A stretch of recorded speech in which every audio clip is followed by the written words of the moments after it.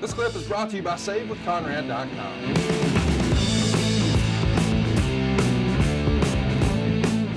Keep it going. Let's talk about what's next for Magnum after the Crockett Cup. It's not too long, and him and Dusty start wearing masks and calling themselves the James Boys.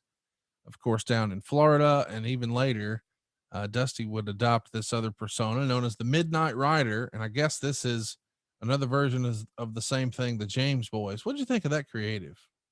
I thought it was another way of Dusty latching on to Magnum. Yeah.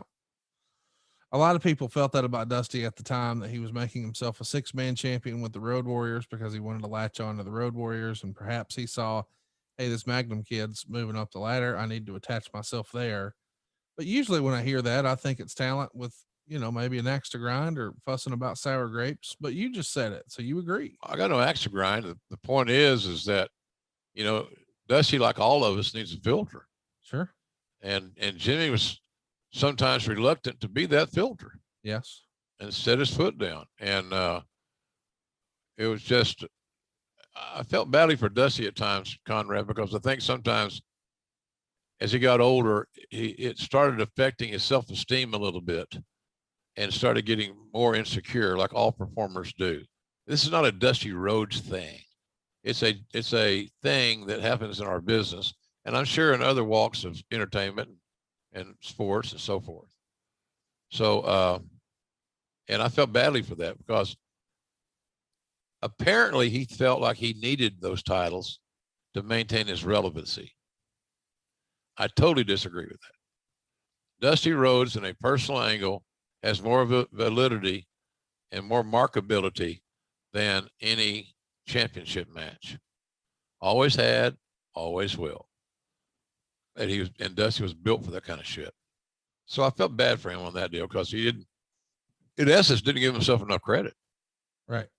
So, and God almighty, if anybody already had the credit, it's Dusty Rhodes. They're trying some weird stuff here. This is, of course, the era where 1985, it's the WrestleMania year, right? So things are off to the races in a big way. People are fired up about, what's happened in wrestling over the last year since WrestleMania sort of made the big splash. And this is where a lot of territories start to really struggle. As a result of that, we see something that a lot of people thought we would never see. The NWA World Champion Ric Flair defending his title against Magnum TA at an AWA Super Clash from Comiskey Park in Chicago. An interesting approach here. Let's have our own sort of big super show, and let's invite the NWA World Champion into an AWA event. And oh, by the way, it's at a baseball stadium. Yeah, good PR. Yeah, good media. Good way to. It just puts another brick in the wall on the fact that Jimmy Crockett knew where he wanted to go. This is about exposing Terry Allen. Because you always know you're going to have a great match from Rick. Oh, yeah. So, I mean, that's sad to say because it's taking things for granted. And that's not good. But seriously, that was a smart PR move. The guys, I'm sure, got a nice payday out of it. The office may have got a couple of bucks out of it, but the main thing is the talent's got money. They got exposure to a new and different audience. And you know as well as I do that the Nate's loves to steal the show. Loves it. He loves to leave those guys behind in his dust. Outwork this, you son of a bitches, if you think you can. Ha ha ha. They'll laugh about it. So I'm only teasing. No, you're not. You're serious as a heart attack, you son of a bitch. You're going to show them all up. And then he had the young gun.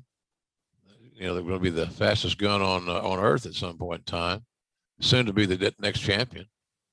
And all of a sudden, he's getting his nice rub in that market. Because as well as I do that once the championship was made and Magnum was the champion at some point going forward, that they'd be back in that market running that arena or running that stadium or wherever it may be. It's always a method to the madness. Hey, it's Conrad Thompson. Thanks for checking out the podcast here on YouTube. Be sure to hit the subscribe button and the notifications bell so you get a notice anytime we upload some new content. And go save yourself some money right now. If you're in a 30-year loan or you have credit card debt, it's not a matter of if I can save you money. It's a matter of how much. Find out right now for free at SaveWithConrad.com.